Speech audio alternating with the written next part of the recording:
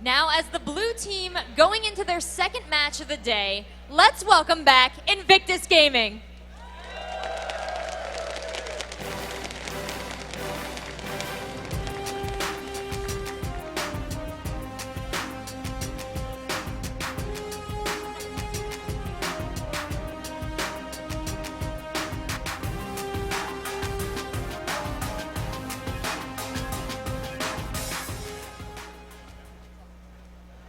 And going up against IG is one of the oldest League of Legends professional teams in the world. They spent the last year in Korea, and they are looking to prove that their training and all their competition has played off. Playing as the red team from North America, it's Counterlogic Gaming.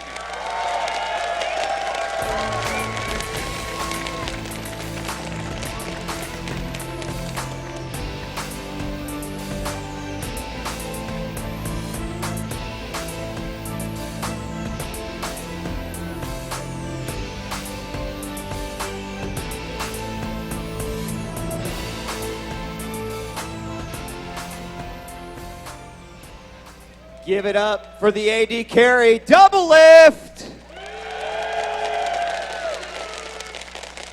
And on support, we have Chowster. The AP carry, Big Fat LP. And in the jungle, it's Hotshot GG. And last but not least, in the top lane, give it up for Voy Boy. These teams look ready. I think you guys are ready. Let's go to Riv and Freak for the match analysis, guys.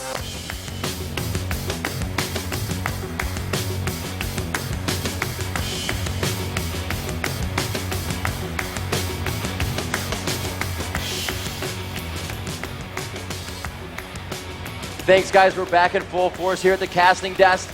This is a rematch of a contest that took place weeks ago in the IPL 5 qualifiers, where Invictus Gaming came out of nowhere to 2-0 CLG. It should be interesting to see whether or not that victory gives them the confidence to take this matchup. Well, speaking of confidence, I'm feeling pretty good. I've got a Trinity Force hat on. Yeah. On the back, that's tons of damage. All the damage. It's being done. It's pretty nice. You know, you guys are missing out not being here, by the way. We've got sweet merch with Blitzcrank hoodies, tons of damage hats. We wish you guys were here in LA with us. Completely. But you know what? There you go. Yeah, that's right. That's right. You guys are here in LA with us. These guys are awesome. These guys right here below me on the screen, but you know, behind me in real life. These guys are freaking awesome. I love that you guys are here. You guys are amazing. Guys, anyway, look. We had a chance to sit down with the teams earlier. Here's what they had to say about their chances in this match. We lost them in 3 separate tournaments. Pretty badly. And they underestimated us pretty badly, I'm sure. 虽然我们小组里面每个队友都很强，但是我们有大招。 I don't like the word cheese. Why would you call it cheese when it's cheese just means it's like cheesy, you know? It's like But like strategy, if you got out-strategized, when you lose to cheese or when you lose to cheese, you just say we got cheese instead of we got out-strategized. It's strategy. We're lactose intolerant. Cheesing someone just means you have no skill and all you did was win because you had this strategy that thought a little bit and you all in on one thing. Winning is everything to me. You know, coming in last sucks. It's the worst thing that could ever happen. Winning is the best. You know, you want to win so bad. And we're going to play a solid block of not mozzarella. And you can see, guys, how lactose intolerance plays a role in League of Legends. So let's take a look at the keys to the game for Counterlogic Gaming here. They're really going to have to, and it's what Freak said in the interview with Monte Cristo at PAX, or what Monte Cristo said at the interview at PAX with Hotshot GG, is that this game needs to unveil secrets and innovation. This has been a really big thing for Counterlogic Gaming. Over the last year, they've been kind of reinventing themselves and figuring out how exactly are they going to play the game. They've got a lot of things in their sort of playbook that they can bring out here. Now, with the group stage, these teams know who they're playing against. They can prepare per individual opponent. CLG's got something prepared for this game. They've had, as you heard Hotshot say in the interview, they've lost multiple times to these guys, to Invictus Gaming. They've got to bring out something new, something secret, something that IG is not yet ready for. And you know, Freak, this second point plays out perfectly to the match we just watched. They need to overcome the early aggression that was first blood and a lot of kills for Invictus Gaming. this really plays out to what we saw with the last match right there, where IG started out strong, but it also plays to how Counterlogic Gaming tends to play. Now, if you look at them a year ago, they were all about the late game. They picked late game, team compositions. They picked late game champions, and they won at 35 or longer. They haven't really broken that trend so much. They've got new strategies, they've got new gameplay, but it's still centered around that end game sort of composition and working out, as the game drags on. Just like before, they need to sort of respond to early aggression, withstand it, and get their strategies rolling. All right, Freak, and if that doesn't work out for them, Counterlogic Gaming is one of the best all-star lineups in North America. They need to utilize that flexible lineup. This is interesting for them because every player on that team used to play a different role at some point. Most of them for CLG, most of them elsewhere. So, Voyboy kind of got famous from the very beginning by kind of showing up with Ezreal and making Wriggle's Lantern really popular. You've got Hotshot used to be the top laner there. Big Fat LP and Chowster used to kind of swap around as AD carry and mid and stuff like that. Chowster now on support. And of course, I actually said Blitzcrank instead of Doublelift in my head, but Doublelift kind of famous for that Blitzcrank initially and then kind of showed up as an AD carry player. All these guys really, they know all the ins and outs of different roles. All of them can really take over the match as a major carry, and they're going to kind of need that to pull through in this game. All right, so now that we know the keys for CLG and how they can achieve victory, let's see if IG can do a repeat of their previous upset. For that first key to victory, they're going to have to react to the innovation that Hotshot's going to bring out with Counterlogic Gaming and react to new strategies. Exactly. These guys know they're the favorite in this matchup. I talked to their manager backstage yesterday, and he said, we feel about 75-25 against CLG. We give ourselves 3-1 odds in this game. Feeling very, very confident. They know that they are kind of top dog in this matchup between these two teams. So they know CLG is going to bring out some special sauce. They know that's coming from CLG. They've got to react to that properly, get the counter picks going, whether they win in Champions Select or whether they win from in-game actions. They've got to react to something new from Counterlogic Gaming. And they actually set up to do this last game. Invictus Gaming needs to punish Voyboy's aggressiveness with possible swap. Yeah, it's a really interesting thing here where Voyboy, he used to play on Dignitas where he and Skara both would kind of like push forever and just farm and get over-aggressed. People would tend to camp Skara. And so Voyboy is kind of safe because no one's going to go top lane. They can just kill Skara over and over. Why not? Well, Voyboy is on a bit of a more reserved team, and if he plays all-out aggressive again, he's going to be the one to get caught out and camped and killed. He's got to be able to check that aggression. Or, if he doesn't check it, IG can just camp him and crush him over and over in lane. And Freak, their last point to victory, and if so be it again, it's a Valkyrie over the Dragon Wall to start off with first blood. They need to take CLG by surprise. It's really still, even though CLG has played them many times before, remember that CLG's done a lot of research, and even though they've lost those last few games, they're going to learn from those mistakes. So CLG are going to be a different team here than we've seen them in the past. They are going to be new. They're going to have some new things going on here. And they've had a lot of time to research Invictus, knowing that that's their opponent, and they're going to know what Invictus is up to. So they're going to have to bring out something a little bit different themselves as well. IG needs to take CLG by surprise, because otherwise they're going to be read like a book. All right, guys, so again, you've heard what we have to say. Let's chat it up on the social media. Head over to Twitter, @LeagueOfLegends, and the hashtag LOLWorlds, that's LOL Worlds, to voice your opinion. We'll be answering a few of those questions on air later in the broadcast. All right, so here we go, guys. Champion Select is here to begin. We are ready. The players are ready. Audience, are you ready for this? And Freak, all right. The Vuvuzela is so good. Right Yes. into the game, we have Doublelift being a focus ban. Sivir is out in the bans. Yeah, we are in a Champion Select here, and you know that these guys have done their research. CLG seeing Invictus and seeing that the Ezreal being a top focus as well. These are just research-laden bans. Olaf was Voyboy's just best top laner. Actually, at the North American Regional, it was actually said, I forget who said it to me, but Voyboy was really only comfortable on Olaf the entire tournament. Yeah. It was really the only champion he wanted to play, and most teams hadn't learned that in time and weren't just chain banning Olaf to shut him down. In this case, some research has been done. You're seeing a lot of good bans being dropped in here by IG, picking out Doublelift and Voyboy specifically. You're seeing the rest of these bans, though, just phenomenal top laners. You're seeing actually kind of generalist bans from CLG. I don't think triple teleport promote is actually the strat here. They've not dropped out the major initiators. They've dropped out split pushers. They've dropped out just strong champions overall. Freak there once again going with that Alistar. He's pretty much seeing the most tournament play he really has in a few months now, being in these last two games, always on the ban list, but now we see Hotshot GG picking up that Cho'Gath. very common to him as a champion to play. He used to play that top lane as well. We said this team is completely versatile, and we're looking for that pick from Voyboy now. Doesn't have to be his. He can choose for his team. Picks and bans is all about countering what you're seeing from the other team, as well as making sure your strategy is completely viable. So it looks like there's actually going to be a choice for Diana, and Hotshot's going to get his Mundo. Wow, so right off the bat, CLG, actually I'm a little bit worried for them based on what we just saw happen. They picked champions. Okay, guys, I'm going to run Jungle Cho'Gath. We're going to run a top laner. It'll be fine. Wait, guys, hold on. I got an idea. We're going to run Diana Mundo, okay? Sure, and they switched at like the last second. And that, to me, actually spells a little bit of trouble because now, right off the bat, they're not on the same page just yet, right? They know they're against an Alistar. I mean, we know they already pre-planned their bans. They already knew coming into this that CLG was the red team. They knew they were second pick. They knew what their bans were going to be. They knew Alistar was probably going to be on the table for them. And then even still, they didn't react, confidently to that pick. They actually took some time and they said, you know what, it's going to be Diana Mundo. So it's a lot of assassination, a nice front line, and a really fast jungle clearer. I want to say this is a little switch up as they do put Diana on Voyboy for assassination and move Big Fat up, but we'll have to see what they do. We see the pick coming out for Skarner and Yorick.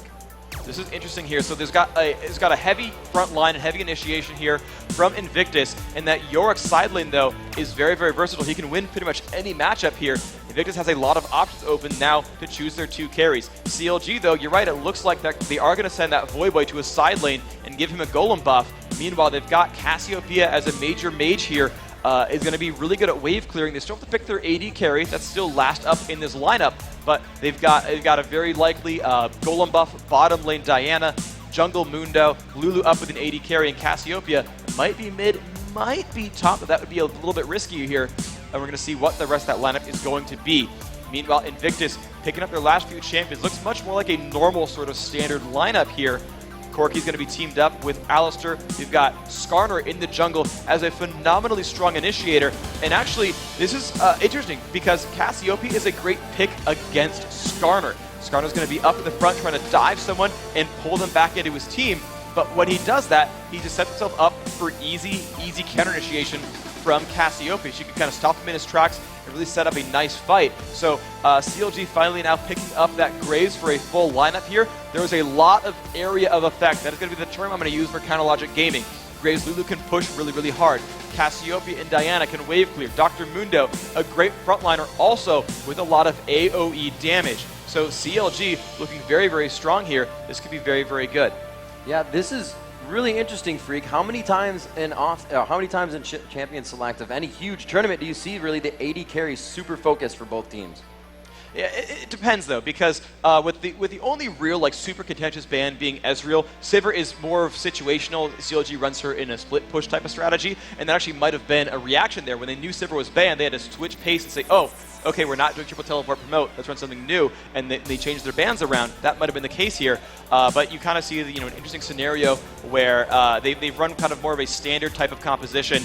And actually, Chaucer looked like he's going to Q dodge real fast, going to get that game recreated in a second here. But basically, you've now got a new situation here. It's an area of effect comp coming out from CLG, making that reaction. Invictus Gaming looking just strong overall with a great front line and a great back line as well. As to your question, though, about AD carries, right? The first game we saw of the day, they insta-locked Ezreal because Ezreal right now is the hottest, most contended AD carry here between these teams. So when you drop that off the table, you no longer really care quite as much about what's there, so you can kind of pick your champions a little bit later on. So Freak, what do we see really coming in for these games after this? It's going to be IG 2-0 if they win, and CLG down 1. How is that going to work for them in this group stage to come out? IG is on their back heels right now. Yeah, Invictus Gaming, they've got to make sure they win here. This is do or die for Invictus. It's very, very scary. It is so hard to get through a group when you start out 0-2. If there was a tiebreaker, if there's a big 3-way tie, and if there's any group that would have a 3-way tie, it is Group A. These teams are really all on that same level here. You can see SK, CLG, Invictus, Frost.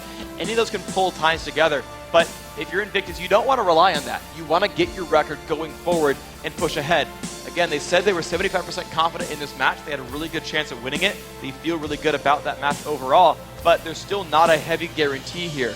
They've got to make sure that they play this game right, they get themselves to 1-1, and they win that last match against SK. This is really, really big here.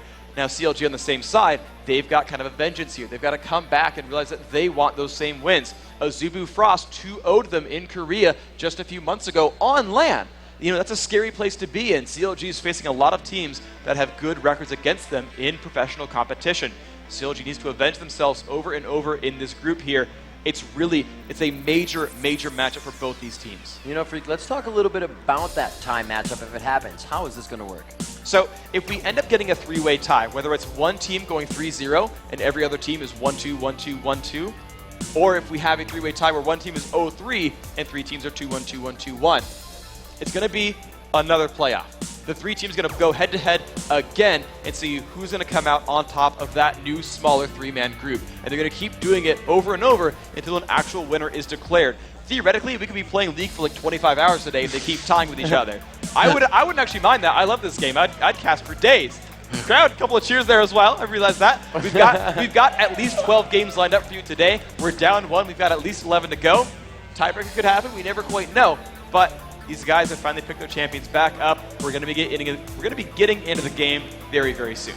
Yeah, this is going to be a great matchup, Freak. Invictus Gaming's lineup just says, we are going to initiate on you over and over again. Once somebody gets pulled out by Skarner, you're going to be locked in by Yorick and by Alistar, and it's just going to be very hard to get out. How do you feel about the matchup down bottom? The safe ADs were gone for Doublelift to pick. He loves Graves, but with the movement of Corki, could that cause some problems in the lane? Graves Lulu versus Corki and Alistar, actually, I gotta say I like the chances here for the Alistar Corki lane overall. I think it's a bit stronger. I mean, you saw they first picked Alistar going confidently saying, yes, we're gonna go for the aggression, we're gonna go for it, let's fight.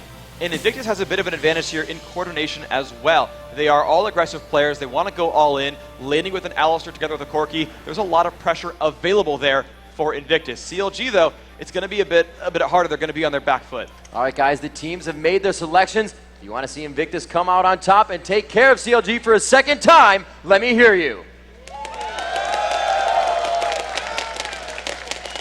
However, if you want the home team here, CLG.NA Gaming North America, to represent their region on home soil, give it up. All right, Freak, the game is underway. We are seeing these teams now gather together in their positions.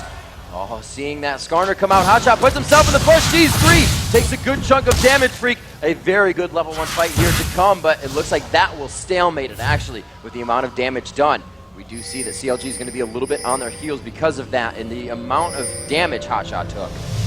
Well, thankfully for CLG, though, they've got some time still. It's only 50 seconds into the game. He can recall, get his health back up, and go back in. Ooh, Big Fat getting forced to flash away. Chowster winning out for the wings as well. This is interesting. CLG burning now 2 of their flashes are now really on the defensive here. They know that their teamfight presence is not going to be quite as strong. Hotshot actually choosing not yet to recall and is staying at low health. This is a kind of a risky proposition. I don't really... I'm surprised at that a little bit.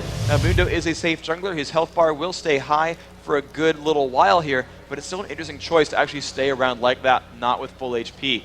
Now, IG still waiting around a little bit. You can see them camping in this brush down by that lower side buff. They might be waiting for a gank here in this bottom lane. See what they can do. Diana waiting around. She's going to be given the golem buff, so Voyboy looks like he will be, in fact, going to that bottom lane on Diana in a 1 versus 2. You can see as everyone else sets up, Cassiopeia helping out Mundo in the jungle. There's early aggressive clearing here from CLG overall. And Voy has teleport actually, so he's actually going to be teleporting to that top lane to do this. A pink ward goes down, IG wants to invade here. And they are grabbing those up. Beautiful job of the wards. I was trying to figure out why people had CS already. And we do have it going down onto the blue. It's like IG is quite far in there, but they're not even being seen. They're going to get out of this one quite easily. PDD now onto the other blue as well. This is really a great opening here for Invictus Gaming. That wonderful invade put themselves in a great situation. PDD just picks up that kill onto that golem. He's going to get himself back to that lane. They do a 1 versus 1 with golem buff on Yorick. He's going to be able to outlane Voyboy, I think, pretty easily here. Yeah, that's going to be huge for that top lane. Diana's very bursty. However, you have the sustain on Yorick, so it should work out both ways. We'll have to see if CLG can avoid that early aggression and take it into late. Zitai doing exactly what he did in the beginning to Swain on, to Vladimir on Swain. Rapid Yes. Star, yes, Yeah, Vladimir on Rapid Star. Swain. But now doing it as well too, Chaucer, or Big Fat in mid, so pushing Cass back, he's going to get pushed back as well. Once Cass starts to level, once that miasma is up and she can clear waves, it's going to be very hard for him. The thing, though, is Zatai feels very, very safe here. He's against a Mundo who went Flash, so there's no exhaust, there's no easy gank for Hotshot GG, and Cassiopeia not the best pressure either. Oh my god, those that flashes flash. down bottom, great job. I mean, you get about a quarter of a second to time that. The flash dodging that headbutt from Xiao Xiao, that was amazingly strong. The difficulty, though, is they still don't have ward coverage. He's still going to camp that bottom lane. And they do know he's still there, saying, all right, Double Lift is going to go back. He does have some good gold under his belt right now. He's got enough for some potions and to keep the lane safe with Lulu. So we're going to do that. Voyboy farming safely top, using that shield to mitigate some damage. You can just see how much the blue buff is affecting that lane. Voyboy has to go back already. Hotshot spots Illusion, lands the cleaver. Illusion going to take some damage here. He's going to get away pretty much for free, though. Big Fat did come over to try to put some support down. Looks like not a lot was ultimately gained. Seeing PDD still very safe with the top lane. The bottom right now, capturing with a bit of pressure here, doing some good damage to Zatai. This is the one thing that is advantageous here for Big Fat LP, is Vladimir is a mid-ranged mage, meaning that when he goes to last hit minions or do any kind of harass, he is in range for Cassiopeia's counterattack. And as far as a one-on-one battle goes, Big Fat LP and Cassiopeia is going to have a better chance of this. The big push in mid here, it's going to be the 3v2, or bottom lane rather, and they're going to get first blood onto Double Lift. A lot of pressure coming out, and that was just what they needed. It was very slow, came in strong, and they knew what they needed to do.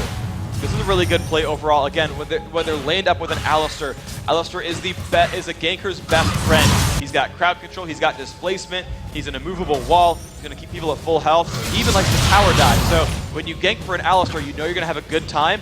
They exactly had that right there. The first gank burned Double Lift's flash. All they had to know was that, guys, next 4 minutes to show up again, he's going to die. And in fact, they had that. So a great overall move there, knowing they could re-up that gank on the Double Lift. I would expect to see one more in the next 2 minutes. Harassment from PDD as that blue buff has worn off. You can see Voyboy not having as much trouble in lane, usually using his mana to farm instead of really attack PDD in the damage trade, but PDD still pushing down strong. You see Hotshot over by the Wraiths. We could see him in middle at some point. No, that's going to be taken by Big Fat. They're kind of trading off on a little bit of experience there. Pings on Skarner show that he is down by Dragon.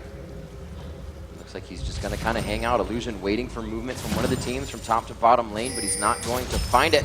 5 minutes and 30 seconds in. Invictus Gaming did grab first blood once again of the Voyboy. A lot of aggression from PDD trying to stay in auto attack range. But the turret just too close.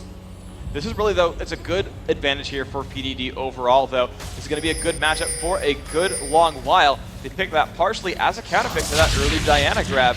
This is going to be difficult for Voyboy. Hotshot top, getting taken out, no PDD, forced to flash as Double Lift taking some damage down bottom. Very nice job, this kid just continuously hitting those auto attacks every time that he can to get the upper hand. A huge burst from Chaucer, wow.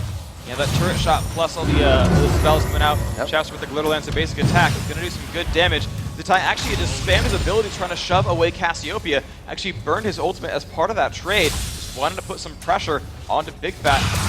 Flash as well on both sides here. So again, no cooldowns are available, and Skarner, as soon as Illusion hits level 6, someone's going to die. It's exactly what they want, and that's what they are looking for. Chaucer once again to the bush to kind of hold some control in bottom lane. Going behind, they found Xiao Xiao in his own, or going through the jungle invading, and he will be taken out. He cleaned it up, 1-1. Wow, nice reactions there by CLG, finding what they needed to do. You see Zatai will just keep shoving that mid lane. Not worried about, not really worried about that whatsoever. Big Fat actually choosing to stay after seeing that lane shove happen. He's gonna have to go back for items pretty soon. He's low on mana, and he's got some gold to spend, so you're gonna see him run back pretty soon. More invasion coming in. Illusion feeling good, goes behind. They are going right onto the turret. A huge burst of damage coming out, and it looks like Illusion taking that first turret angle. Oh, they let him get away! Oh my gosh, are you serious? That's... You can't make that kind of mistake in a game like this. They had the pressure. Big Fat had to go back. He was low on health, had no mana, no flash, no ultimate. They let him walk away. Simple miscommunication there. You know, the thought was right. Farm Zatai in mid, give him the kill. But if you can get it, it's going to be an assist. Still go for it. 7 minutes and 40 seconds in, we see Invictus with a little bit of miscommunication there that they cannot afford to have any longer. Yeah, well, hopefully they do bridge those gaps. The one advantage they have, though, is even though the kills have been traded back and forth, they're up 600 gold. A lot of that is coming from advantageous lanes. You're just seeing their gold just creeping up over time. They're just farming better than the opposition. That's a very, very big deal for them. You know, the early game was kind of what Invictus was going to be about. We saw that with Frost, where it finally petered off in the end. And we know that's how CLG likes to play, where they're going to get some late game strategy. Oh, Illusion's going to steal the blue away. They had the ward there already. They had that buff time. Nice play there. Illusion is walking by saying thank you very much. That's a very big deal. Big Fat LP on I can't think of Cassiopeia, sorry, really is going to be reliant on mana. As he has Thorn's Ring and Chalice will be okay in that lane, but still would have liked to see blue buff. Yeah, going against Zatai with 0 mana, like you said before, Vladimir using his health to cast spells. That's a very aggressive lane, and he needs that buff. You can see Doublelift and Chalice taking up as much experience as they can around the map, just trying to feed themselves in that lane. Bottom lane, not too bad. He is down about 15 CS on Kid, but that lane still 0-1. Kid has that kill, and it's going to be very big as they pressure on continuously. They did not lane swap this game. They left Yorick to go against Diana top. They like the pick on that as Yorick can sustain against that burst of Diana. So the lanes for Invictus are working well, but they're not capitalizing on their chances yet. I really like the overall gameplay strategies, though, from Invictus. They're choosing their lanes based on the map objectives. So normally, you know, you see teams default to a solo lane top and a double lane bottom because you want to kind of have some pressure around the dragon. That's really not what the choices here are for Invictus. They're actually choosing their solo lane based on the golem buff. You can see them, you know, the very first game they gave Jarvan blue buff and sent him bottom lane. This time they're repeatedly getting PDD on Yorick golem buff and saying, nope, you're going to stay top. Even though Yorick is normally a great 1-on-2 champion, they don't care so much about that matchup. They're curious about giving that solo lane golem buff all the time, and it's giving them a really good lane advantage here. You know, even though you see the minion kills are similar between Voyboy and PDD, remember that kills on fools are tracked as well, so that's an artificially high number there. So Invictus Gaming with more than a big enough wave to take down this turret. Especially getting the heals out from Alistar as well. Looks like they will back off top lane. Voyboy going quite aggressive as they hit each other out here. Vladimir actually going down bottom for the gank, but he starts to back off as he knows he can't get under the turret. And both fights here walk away without any damage. So a nice gank attempt overall there. And that's actually a nice move by CLG. They actually sent Hotshot to mid, and he's completely shoved out that mid lane, denying a bit of farm from Zatai. That's actually really, really useful. It's going to bridge the gold gap just a little bit. Anytime they can kind of clear a lane and deny farm to the opposition, you're always going to start throwing ahead. It's always good to remember separate harassment, knowing that's going to hurt Zatai as he goes bottom, even if he got the kill. Very well played by CLG right now in the mechanics of the game. PDD again getting blue buff as it came back around. Not much needed for Vladimir, and with the control of CLG's blue buff, they don't have to worry about that lane getting lost. But the one really good thing here, though, is they're going to keep that pressure onto the turret. The first turret kill going down right here for Invictus. They're going to keep that pressure going. You're going to see, again, just farming against each other in the mid lane. There's not going to be a lot done there. There's great wave clearers, great minion farmers for both those sides. You're not going to see, outside of a giant gank attempt, heavy pressure on either of those turrets. But the sides, they're absolutely available. We could see Skarner come in for someone in the near future. Now, I don't think he's going to be able to gank for Voyboy all that well. Ultimately, the lane matchup does not really reward ganking Voyboy's aggression. Yorick is not the best at bursting someone down. He's just best at being a bully, leaving him alone and letting him make his play. So you'll just see him grow over time, and they're going to let that be sort of a late game lane because they're going to like what Yorick does here. Instead, their pressure is going to be on Big Fat LP. They've got to worry because his flash and ult are back up, but they can still make the moves there. And the pressure has been on that bottom lane as well. So Hotshot going for 2 Doran Shield in the jungle. What's the purpose of this? You just get himself tanky for early aggression?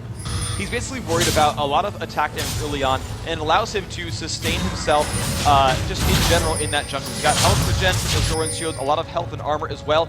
I think it's actually not even so much a counter strategy, but Hotshot realizing that Doran Shields are hyper efficient items and realizing, guys, just buy Doran Shield. They're really, really good. Right, Tear of the Goddess going out on top to Yorick as he builds up his mana for himself, continuously sustaining in lane. The blue buff and everything just synergizing very nicely with that lane. However, the kills have been quite scarce this game. 13 minutes in, we saw about 3 or 4 kills between the last matchup of Azubu versus Invictus. Now CounterLogic Gaming has avoided that very, very early aggression. They did lose the first blood, but they've kind of thwarted it since then. Yeah, I really only expect to see moves at the bottom of the map right now. We've got oracles now on both junglers, So you're going to see these lanes get a lot less safe very, very soon. These guys have invested 400 gold in an item, lets them see invisible units such as wards, clear them off the map, and really sort of deny that vision so that Ginks can come in blind and get behind people. So you're going to see a lot more aggression coming very, very soon from Illusion and from Hotshot GG. Great CS in mid so far by Zatai. He's looking at 118 minions that he has farmed up. That's going to be gold and experience for himself while even being denied. We saw Hotshot trying to get to lane and harass him a little bit as he went down bottom. It was a good job though that the lanes followed each other. Each team is really keeping themselves in the game mentally here, especially first game of the day for CLG. Oh my gosh, that was a near steal. That was a nice attempt there by Kid. But because of Hotshot's Oracle, they had that swept out. There were no wards in that brush. No one was able to time that buff and clear it away. That otherwise could have been another golem steal. That's actually the first blue buff that CLG's even gotten in this game. So finally starting to get their own buffs on the map. You're going to see this mid game start to get a little bit better for CLG.NA. You know, Freak, something we noticed last game is they didn't have oracles until about 25, 26, 27 minutes into the game. Invictus was knowing which lanes the champions were in because they were pressuring so hard. Now with Hotshot going in and clearing out wards, they actually have picked one up as well because they know that map awareness is so crucial. So they're going to start off on Baron as they know they swept the wards out. They had Kid show the bottom lane. The difficulty though is Voyboy has teleport. If a fight starts, it would be a 5-on-5. However, they did such an amazing job of sweeping out the map and denying vision. They got a completely free dragon attempt, 3,000 gold up. Voyboy making a good counterattack move. He's going for the turret here. The problem is he's been denied a lot in lane. He's not going to kill this turret too easily. There's not a really all that important of a counterattack. Some minions were lost there to the turret. There's a little bit of farm that PDD's not getting here, but really that dragon move was the right call. Invictus continue to claw themselves ahead in this game. So it is going to be 19,100 gold to 15,600. A lead that used to be in favor of CLG for just a few hundred gold is now quite in the favor of Invictus Gaming. Cassiopeia getting that blue as we saw them. Said that Oracle's paying dividends so far, and really if she were to continuously be denied that blue buff, it would be a very easy lane for Zatai in mid, and Big Fat would be forced to just farm under the turret without any aggression. Hotshot coming in here, the Oracles to face off against each other, but Voyboy comes in as well. You'll see movement from Zatai here. Big Fat's kind of trying to hold him off as well. They get the flash out of Illusion. This is already an amazing play if they can get out without wasting the summoner. But it's going to be a big fight as PDD comes down. They find themselves in the 3v3. No, Voyboy flashes as Twin Fang comes out to spit out a few bits of damage. Giao Giao very close. They take out Voyboy. Big Fat forced the flash as well. This is quickly going in favor of Invictus Gaming. See if they can close anything out. Looks like everyone else trying to run away. Hotshot, though, a bit isolated in the jungle. Can he make it out? Walks into Zatai and Xiaoxiao. There's the stun. That's going to be, oh, blast Hotshot! What a move right there! Amazing job. Xiaoxiao now very hurt, but that's not the focus. Kid trying to put some damage onto Double Lift so he can't turn around back in this fight. A beautiful push here in mid. Invictus on the aggression that we saw very early against the Zubu Frost now as they just continuously go for turrets. It looks like they will full on go for this one. Xiaoxiao taking some area of effect damage from Big Fat. And it looks like he will be able to clear and save the turret at 16 minutes. And that is one of the reasons you pick Cassiopeia. She is great at clearing out minion waves. Really up there with Twist of Fate and Anivia as really good counter pushers. So CLG keeping that turret alive is actually hugely important for them. They cannot give up more mid-game advantages. They need to withstand that IG aggression. The fights have been going in their favor, but only down one kill. The turret's been going away, but only down one. The dragon's been going away, but only down one. CLG are just barely holding on, but they need to get something back in their favor pretty soon. Freak definitive minion kills in lanes. 129 to Yorick, 103 to Diana. Voyboy losing that top lane quite a bit. Middle lane goes down, however, and they get everybody some very much needed gold. We see Zatai against Big Fat, 142 to 107, and the AD carries Kid versus Double Lift is 132 to 99. That average is about 25 to 30 more CS on 3 of the heaviest carries. That's actually a huge deal overall because individual power just means so very much. Getting gold on a carry means more than getting gold on a support overall. Hotshot chasing down PDD. He's going to get something out of this, but I don't know if it's too much. His team does chase on down, but Hotshot not able to put enough slowing down. He couldn't slow him long enough for his team to show up. But CLG kind of taking a page out of Invictus' book. Suddenly they're 5 strong on one side of the map out of nowhere, and they're going to go for some pressure. But a little bit too long. That last minion wave kind of stopping that aggression. The rest of Invictus did show up to that top lane, stop that push from really happening, but CLG would really love to get some extra turret pressure here.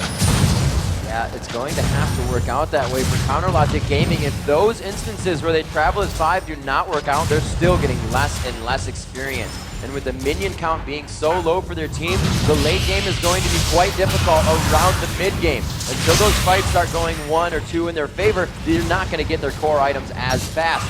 You can see Doublelift trying to get the Bloodthirster most likely out as quick as he can.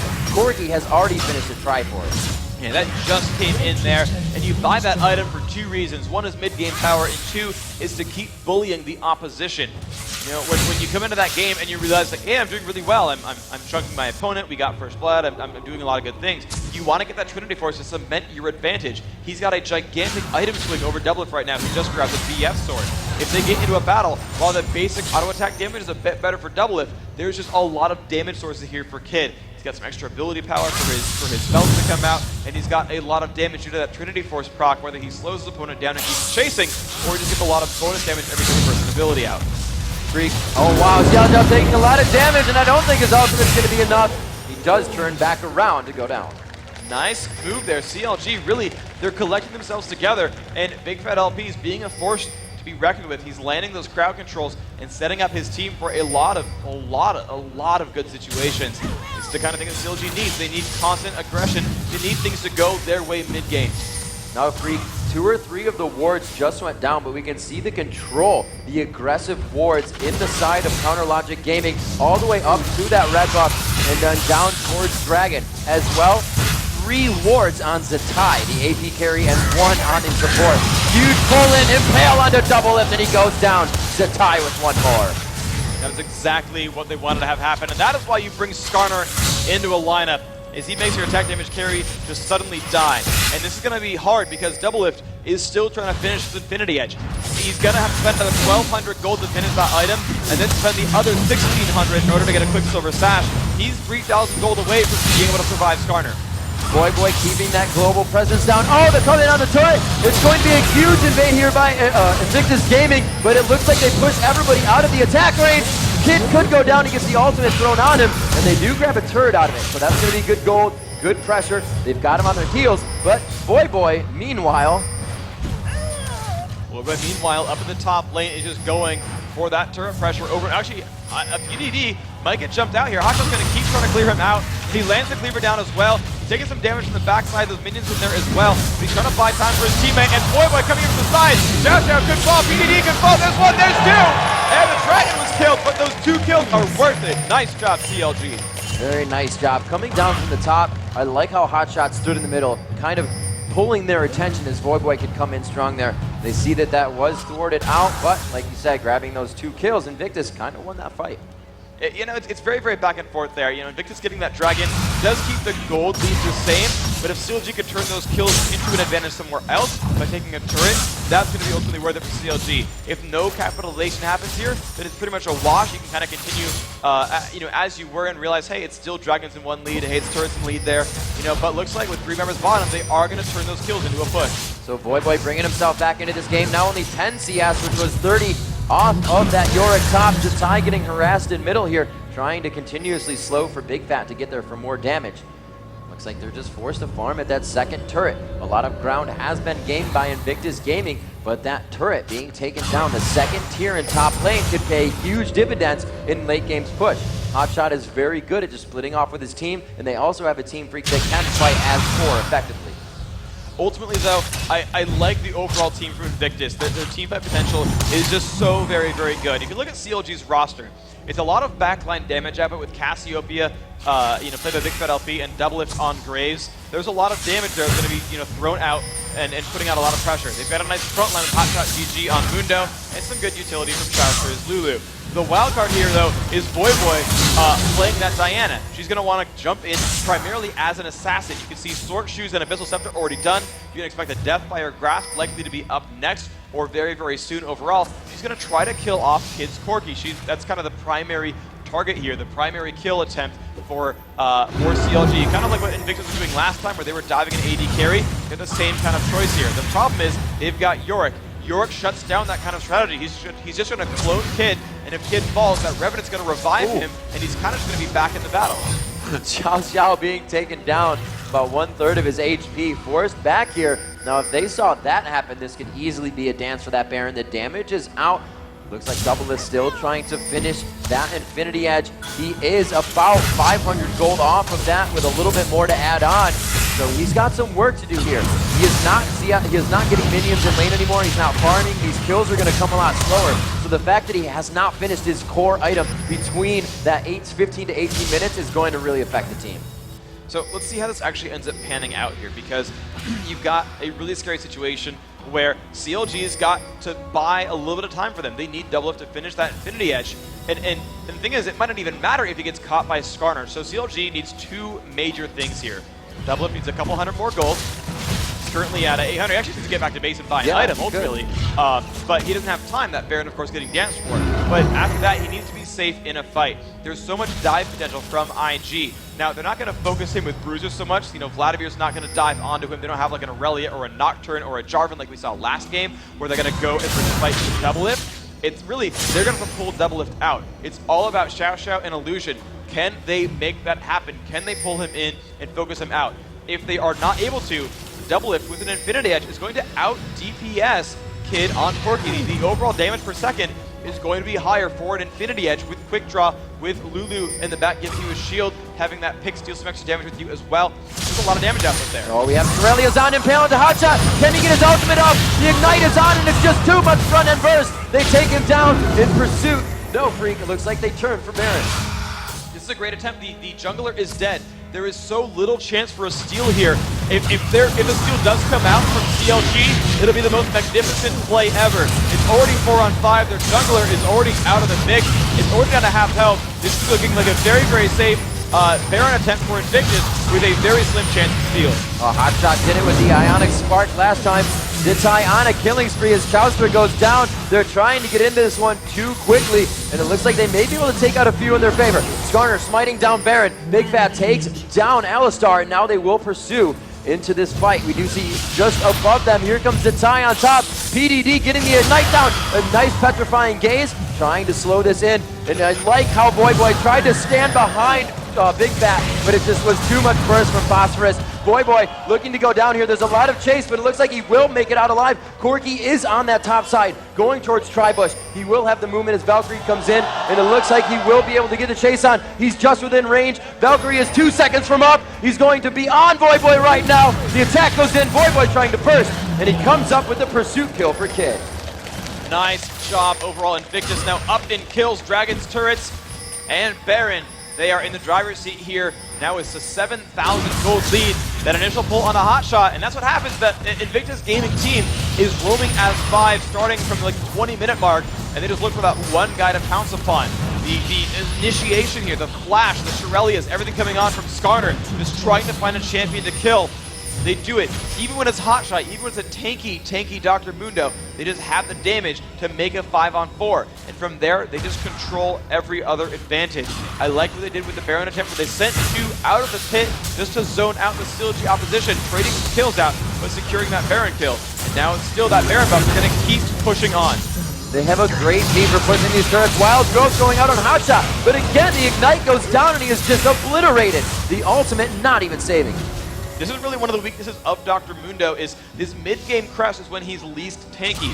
Now, a lot of times you see them go for early gold generation, you know, Nautilus and Maokai, they'll grab a Philosopher's Stone and a Heart of Gold, and they'll just sort of try to get a Glacial Shroud finish in time to be tanky. Dr. Mundo on Hotshot, he's still trying to finish major items. He's got the Soul Shroud Spirit Visage up there, he's got Mercury Trades, he's got a Heart of Gold, he's got Doran's Shields, he's got a lot of like moderately good items, but he's not to the point where he can face tank a team right now. He needs a Warmog's armor or a Sunfire Cape or a Randuin's Owen to withstand what IG is throwing out there. So the next 5 to 10 minutes, as Hotshot tries to get some gold on, he's going to keep dying this way, and they're okay to focus the tank. Invictus have 10,000 gold. They can just keep picking off one kill and picking up a turret. Picking up a kill and picking up a turret. They're up 6-3, they're going to keep that going. You know, Freak, I like the last donation. We saw Corki, there was Kid and PDD going in for red buff, and they gave it to PDD. What's the point of giving your melee that red?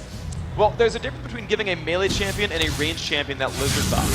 When you're a melee champion, your slow is actually much heavier, and you're going to kind of just see him in general, be in the front line and land a lot of basic attacks. On the other side, though, of course, Corki with that Trinity Force has a slow anyway. They don't need to stack them.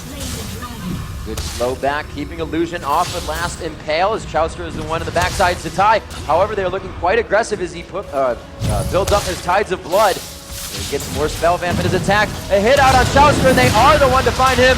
Still, I believe, not having the headbutt. No, they go for Chowster. Wild Goat pops him up. A good slow for the entire team. The Glitter Lance could not be enough here. The Valkyrie in.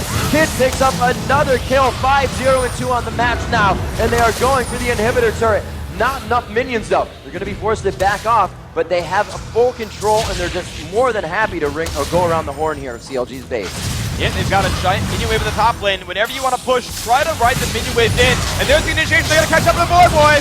Boy goes down in a second. Hotshot GG once again. The Chemo Plague doesn't even get time to proc. They wipe out Counter Logic Gaming in their base. One more attack onto Big Fat will be the ace. And they're just chasing him down. He can't get a kill. The double kill coming in for Big Fat. And now they're forced to just mill about. They can't hit the inhibitors yet. They need some waves to get in here. You can just see PDD. And he's like, I think I can back here. Give me 8 seconds. Well, they're going to try to regroup here. Invictus. Oh, looks like the GG call is out. They don't even care. They're just going to die to turrets for free. Why not? GG called out. The surrender vote is in, guys. Congratulations to Invictus Gaming. Bringing it back 1-1. They're taking the win over Counter Logic Gaming. An amazing game played there. And sometimes in the group stage, you really need to just sit back and say, this isn't our game. It's not like we can go into a best of 3 here. So let's rethink this and come into our next matchup. So here's where you're at. Right? You've got Invictus Gaming sitting at 1-1. They've got one deciding match still to go against SK. It's very tense for them. They've got a good win here against CLG, one of the best teams in the world. They just took a commanding victory here, and they've kept their reputation up. The teams that they've beat in show matches, they beat CLG 2-0 for the IPL 5 qualifier. They beat them here again in the best of 1. They're still feeling pretty good. They're winning the games that they know they need to win. So they're feeling pretty good. They're going to go into SK, but I think they're going to feel confident doing that. Counter Logic, they knew that they had rough chances here against this matchup. They know they've got tough competition still ahead of them overall, but they know they're a world-class team. CLG, they know they have what it takes to pull this one still through. They can beat Frost, they can beat SK, heck, they can go for a 3-way tie if they really want to, but the cards are still here for both these teams to make it through. And let's see what this does to the standing freaks. We do see the 1-1 for Invictus, that 0-1 for CLG now, and a Zubu Frost 1-0. And this is really, really good. It's just close overall. It's still a neck-and-neck group. You've got to watch the rest of these games come out because there are just no guaranteed victors no matter what. None of these scores necessarily are any kind of a final standing yet. You're getting partway through the group. You're seeing some of these things shape up, but you haven't seen SK play yet. They could crush everyone under their boot. You never know. There's a lot of different options available here. You've just got to watch the rest of these games come out. We could see it happen very big, and the curse of first blood actually broken on that game. They did go through with it the first game, but they were able to find the way this time, and it was really all due to that composition. It was just so amazingly picked. Exactly. So we're going to see what that composition was all about. We've got to replay one of those last few fights. See, as they next an inhibitor all open, Mundo up in the front, and they just picked out Voyboy completely. The damage output was just too high. That Skarner over and over isolating champions. Vladimir diving in onto the turret, and they tried to pick up Big Fat LP. They honestly weren't quite able to, but it just didn't matter at that point. Their initial opening has been too strong over and over. The Skarner pulls got them kill after kill.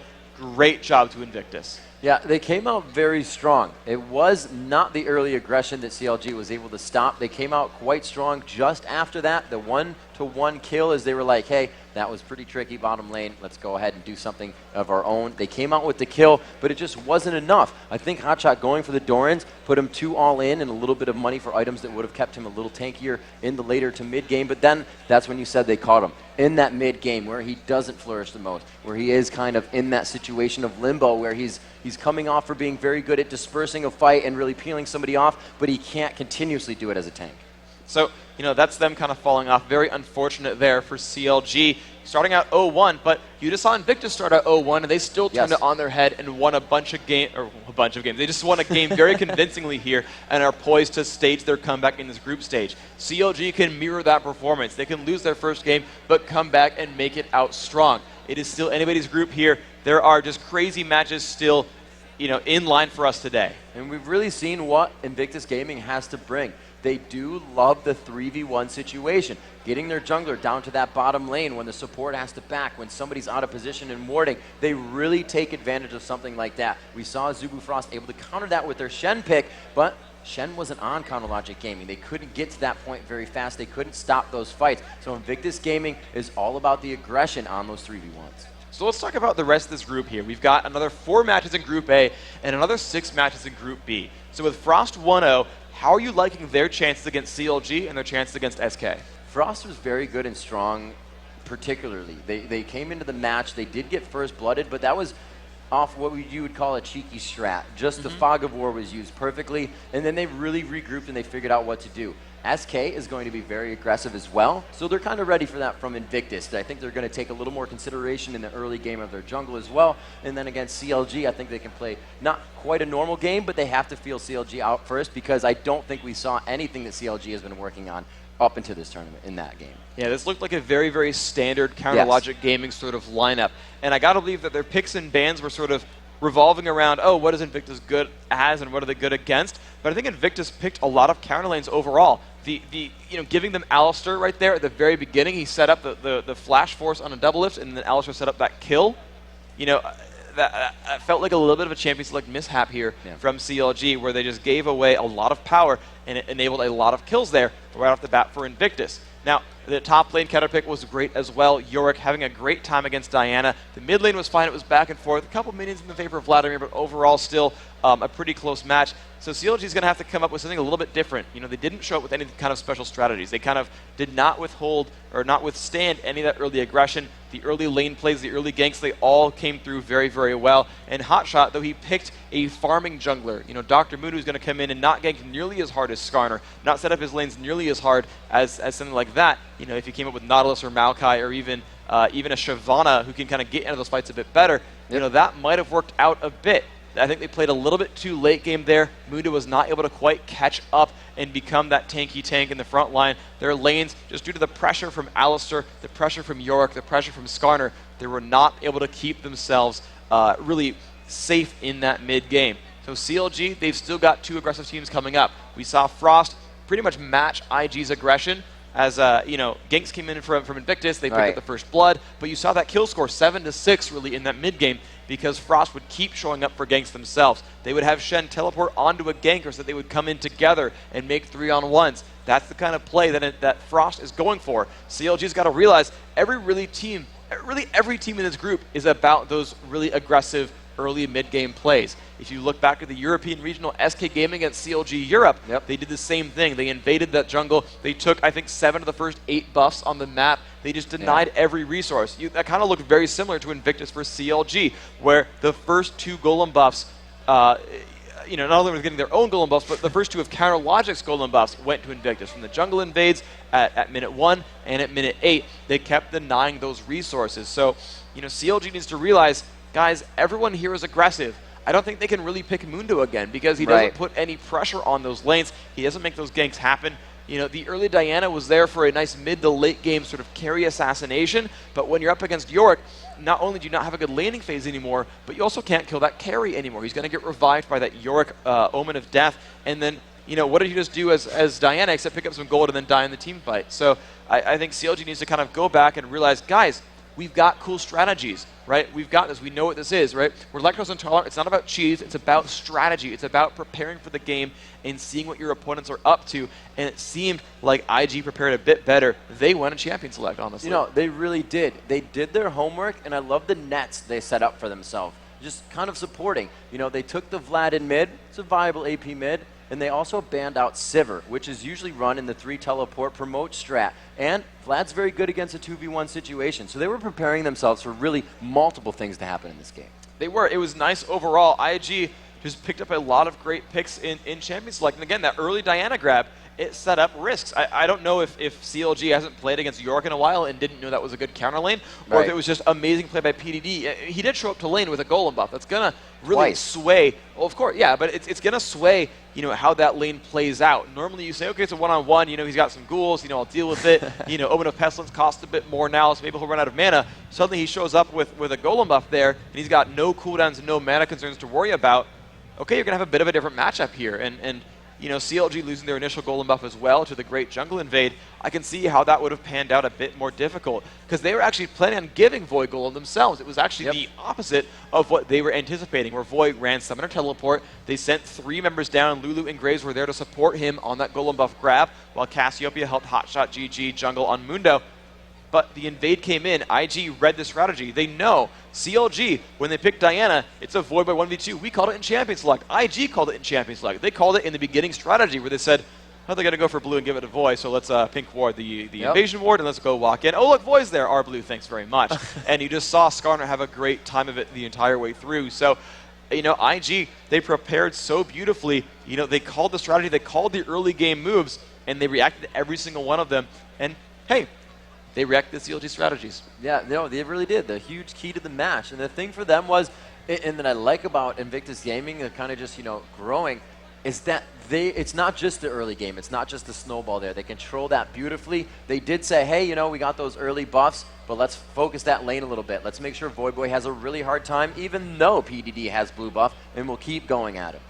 And it's absolutely going to work really, really well overall. Invictus, they played their mid game beautifully as well. You just said, it's not just the early game, it's not just Champion Select, it's everything, and they completely played it to the advantage. I mean, this was a pretty low kill game, 12 to 7, and a lot of those were just right at the very end there, where they picked up a lot of kills on tower dives, and they got kind of traded back. This game was neck and neck in most cases, except for the laning phase. So Invictus kind of said, look, guys, we won the laning phase. We're up in gold on minions.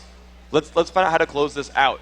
And that is difficult sometimes when you're winning early on. We saw it against Frost, really, where they had a lot of leads and they couldn't close it out. They tried to force Baron, but Frost played it beautifully. They forced Illusion out of the camp and then got the Baron steal themselves. That's the kind of thing, those are the kind of moves you need to make as a team. Guys, we won early game, let's close it out. They didn't quite get it against Frost. They did get it against CLG. It's a Shirelia's Flash Skarner. That's going to be a pull almost no matter what. They just will keep chasing, keep hasting, keep going, and they'll pick up those kills. They'll make them happen, and that is exactly what Invictus did. They made that mid-game happen. All right, Freak, that's that game. We've had 2 amazing matches. 2 of Asia's best teams in the world, and then North America versus Asia as well here on home turf, and we saw that Asia still very strong in their gameplay. Coming up next, we see SK Gaming make its first appearance in the tournament against Azubu Frost. We'll be right back in just a few minutes with Jat and D-Man here at the League of Legends Season 2 Championships.